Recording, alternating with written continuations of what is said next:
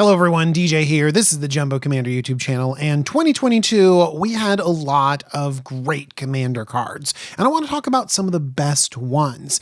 I also want you to check out my other video that's a companion for this one, and that's the 10 best budget cards of 2022 for your Commander deck. Today, we're not talking budget. We're talking big spenders. These are the 10 expensive cards. All of these are $5 or more, and these are cards that are worth putting in your Commander deck. Let's take a look at this top 10. All right, coming in at number 10, we're going to talk about some of the boring, amazing cards, and that's the lands that we've gotten in 2022. I'm going to call out specifically Boseiju Who Endures, because that legendary land is insane. The channel ability, it comes in untapped. It's just a perfect Commander staple for forever. And everyone knows it because it's coming in at $27. Ugh. But those aren't the only lands that you need to pick up. You also need to pay attention to the tri-lands, specifically from Streets of New Capenna. They're all coming in at just over $5. Actually, one of the sort of cool framed versions is coming in at $5.75, and a lot of the other ones are coming in at $6, $7, $8. And they're great, and they're staples in our format, so I would definitely pick up a few of those. Now, if we're going to be talking about lands, let's talk about one of the best and most impactful ramp spells of the year. That's Awaken the Woods. X green for sorcery, create X 1/1 green forest dryad land creature tokens. Yeah, this is a forever staple in landfall decks, and it is crazy ramp. It's great in landfall, token decks, big ramp decks. They also dodge a lot of really convenient removal, like bounce all non-land permanents or destroy all non-land permanents. And because they are also lands, means that you can continue with your ramp and also continue attacking with them. Coming in at just over $20, they're from the Brothers War, so this price might go down a little bit as more and more packs get opened, but it's still a fantastic card that you need to be paying attention to. Coming in at number 8, we have Luxor, Giada's Gift. It's a 1 mana legendary artifact equipment, and it says equipped creature gets +1/+1 for each counter on it. Equipped permanent isn't a planeswalker and is a creature in addition to its other types. 1 equip planeswalker, 3 equip. And so if you can slot this onto a planeswalker, it's 1 to cast, 1 to equip, and all of those counters, those loyalty counters, make the planeswalker huge, and it kind of animates it, turns it into a creature, which is a fantastically fun effect. It's super powerful in +1/+1 counter decks and other counter decks. And so this is going to slot into a ton of different archetypes.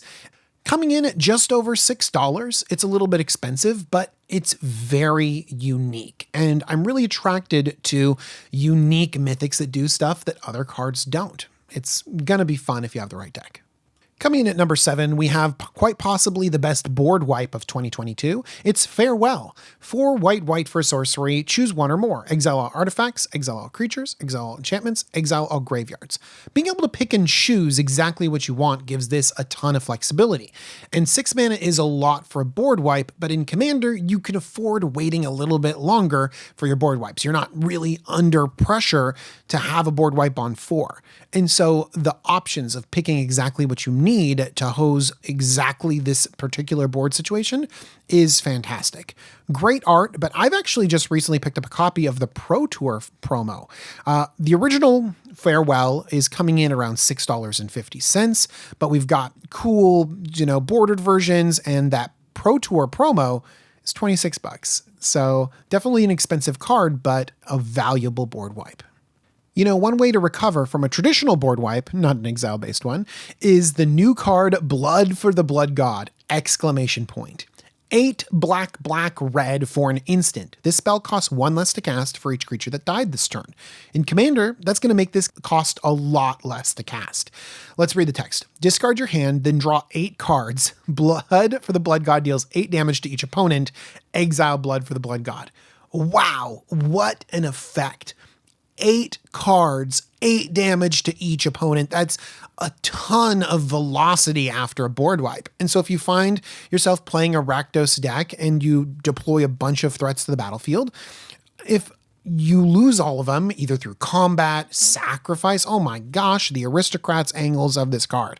Just play black, black, red, discard your hand, draw 8, 8 damage to everyone. Like, it's such a big over the top effect. And I haven't seen a card exactly like this in Magic, which means that it's a great pickup. Coming in at $11.73 and about $25 for the Surge foil. This is also not getting reprinted anytime soon because it's from the Warhammer 40K Commander deck. And so this might be something that if you want this cool effect, you just gotta suck it up and pay that $12. All right, 2022 had me asking, how many things can a 5-drop actually accomplish? Silverback Elder is 2 green, green, green for a 5/7 Ape Shaman. Whenever you cast a creature spell, choose 1. Destroy target artifact or enchantment. Look at the top 5 cards of your library. You may put a land card from among them onto the battlefield tapped, put the rest on the bottom of your library in a random order, or gain 4 life. Oh my gosh, the Aura Shards effect on this alone is spectacular. But Commander is a big ramp format. We're always interested in ramping. And so play a creature, ramp, play a creature, ramp, play a creature, destroy your Soul Ring. It just gives you so much tempo in creature decks. And I've also got to say that this Ape Shaman looks so good on this card. I love the art. And this is going to be a staple in a bunch of green-based creature decks. Coming in at number 4, we have Displacer Kitten, 3 and a blue for a 2/2 cat beast. It has Avoidance. Whenever you cast a non-creature spell, exile up to 1 target non-land permanent you control, then return that card to the battlefield under its owner's control. This seems like a pretty easy blink effect, and there's tons of blink effects in Commander, so what makes this one particularly special? Well, it's whenever you cast a non-creature spell. So planeswalkers, artifacts, enchantments, there's tons of things that trigger this kitten. And then it has you exiling any permanent, which again, artifact, enchantment, planeswalkers, and those value creatures. You gain a lot of value when you can trigger other random things that you don't normally do, like re-trigger those sagas, activate your planeswalker, blink it, activate it again. Those corner cases make Displacer Kitten incredibly powerful. And the ability to trigger it off of just casting stuff. And so you'll find loops with the Displacer Kitten, combos, or just tons of value from this kitty cat. At number 3, we've got card draw in white. It's Archivist of Agma. 1 and a white for a 2/2 flashy halfling cleric. Whenever an opponent switches to their library, you gain 1 life and draw a card. I draw cards all the time. I play this little halfling and I just draw cards. People play tons of fetch lands. People play tutor effects. People are searching their library constantly and they're not going to stop playing their game. They're going to keep ramping and I'm going to keep drawing those cards. Coming in at $9, this is a new staple in white. And so if you want to have that card draw that keeps up with the rest of the table, you might have to buy yourself an Archivist of Agma. At number 2, we have an enchantment that I underestimated. It's Black Market Connections.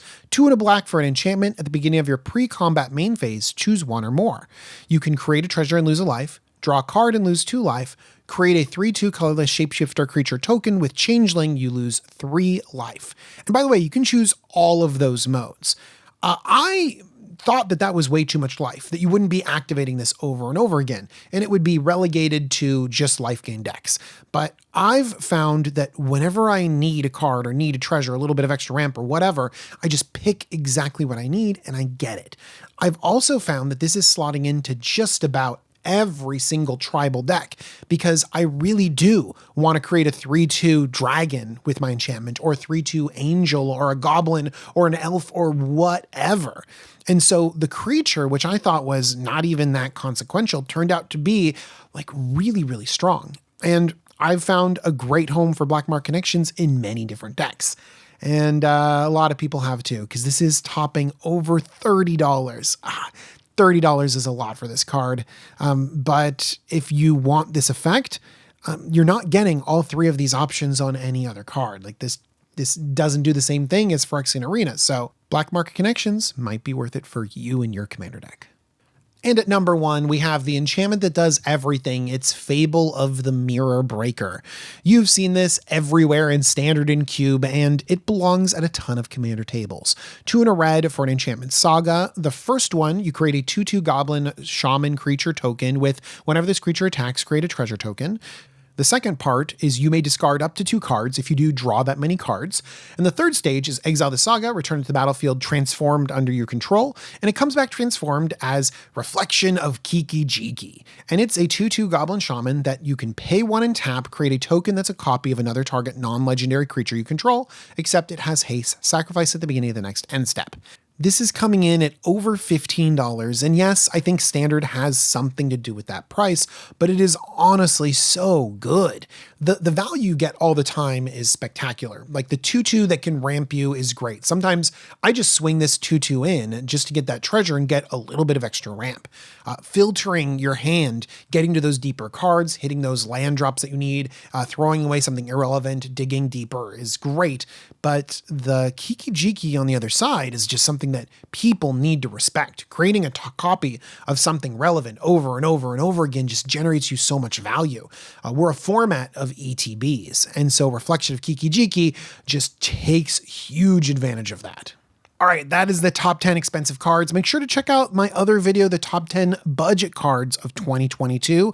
But for now, thanks for joining me. By the way, I did not hit up all of the great expensive cards out there, so let me know in the comments down below what cards I missed out on. I want to thank Cool Stuff Inc., where you can pick up a lot of these cards, and when you do, save a little bit of money on these expensive cards by using the coupon code JUMBO5. And I also want to thank my patrons. They're amazing. They support me every day. Thank you, patrons. Thank you for watching this video, and hopefully you guys had a great 2022, and I'm looking out for 2023. Bye, everyone.